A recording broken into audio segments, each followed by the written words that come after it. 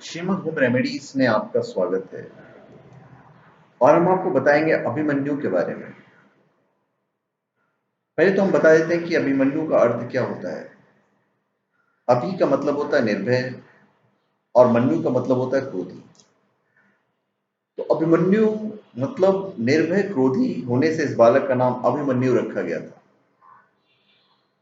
अभिमन्यु को श्री कृष्ण, पांडव लोग और नगर निवासी बहुत चाहते थे। इसके जातक में आदि संस्कार श्री कृष्ण ने किए थे। इनके 4 भागों और 10 लक्षणों से संयुक्त दिव्य तथा मनुष्य मानुष धनुर्वेद अपने पिता अर्जुन से सीखा था। अभिमन्यु महाभारत के महत्वपूर्ण पात्र थे, जो 5 पांडवों में से अर्जुन के पुत्र थे। उनके छल द्वारा कारुणिक अंत बताया गया था।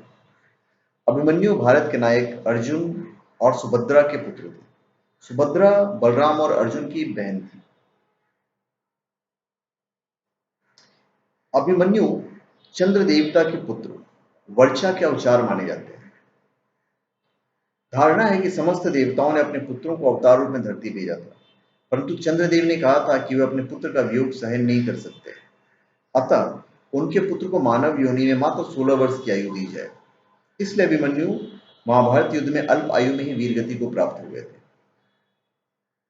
अभिमन्यु का बाल काल जो था वो अपने ननिहाल द्वारका में ही बीता था।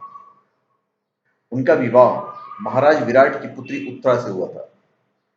उत्तरा को नृत्य की शिक्षा अर्जुन ने दी थी जब उन्हें प्रेरणादाता बनना पड़ा था।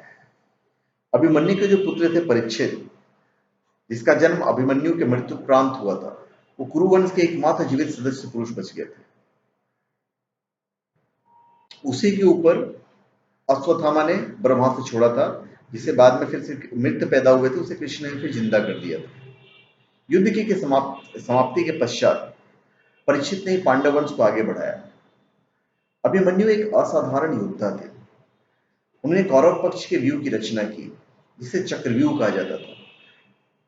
उसके 7 में से 6 द्वार उन्होंने भेद दिए थे। अर्जुन सुभद्रा को चक्रव्यूह भेदने की विधि सुना रहे थे और उस वक्त अभिमन्यु अपनी माता के कोख में थे। तो जब आखिरी द्वार का भेदन सुनाया और वहां से निकलने की जो विधि थी, जब वो सुना रहे थे, तो उस वक्त सुभद्रा सो गई। तो निकलने की जो विधि थी वे अभिमन्यु नहीं जान पाए। और अभिमन्यु का जो सबसे बड़ा रीजन था मरने का, वो थे जयद्रथ। क्योंकि जयद्रथ की वजह से ही अभिमन्यु मारे गए थे। अभी पांडवों की सेना अभिमन्यु के पीछे पीछे चली और जहां से व्यूह तोड़कर अर्जुन अंदर घुसा था, वहीं से व्यूह के अंदर प्रवेश करने लगी।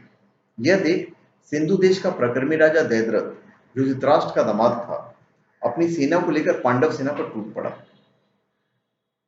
और जयद्रथ के इस साहसपूर्ण काम और सूझ को देखकर कौरव सेना में उत्साह हो गई। तो हुआ यूं कि जब वो अंदर घुसे तो उसने जो मेन द्वार था वो उसने बंद करवा दिया। अभी अभिमन्यु जो थे वो अकेले ही पूरे व्यू के अंदर घुस गए और अंदर घुसने के बाद भी वो अकेला सब पे हावी हो गया। वो वीर तो बहुत था। अब दुर्योधन का जो पुत्र लक्ष्मण था, जो अभी वो भी बालक ही था, उसमें वीरता की आवा फूट रही थी। वो अकेले जाके अभिमन्यु से भिड़ गया। पर अभिमन्यु तो अभिमन्यु था, वो भी वीर था, दोनों भिड़ गए। पर हुआ ये अंत में कि जब लक्ष्मण वहां पे आ गया तो जितने कौरव सेना थे सब मधुमक्खी की तरह पूरा अभिमन्यु के ऊपर आ गए।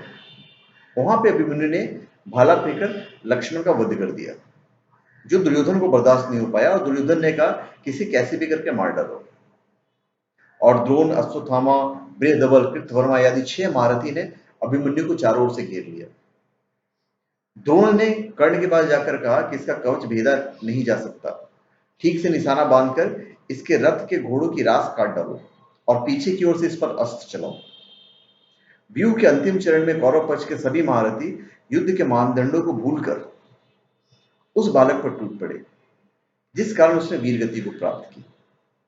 और उसी की वीरगति प्राप्त करने के बाद फिर अर्जुन ने यह प्रण किया कि जब तक जयद्रथ को नहीं मार देंगे, मतलब सूरज डूबने से पहले, अगर वो नहीं मारे तो फिर अग्नि में समा जाएंगे। तो इस तरह अभिमन्यु का अंत हुआ था। धन्यवाद। आपका हमारे चैनल पे स्वागत है। आप हमारे चैनल पे सब्सक्राइब करें और अपने कमेंट दीजिए। धन्यवाद।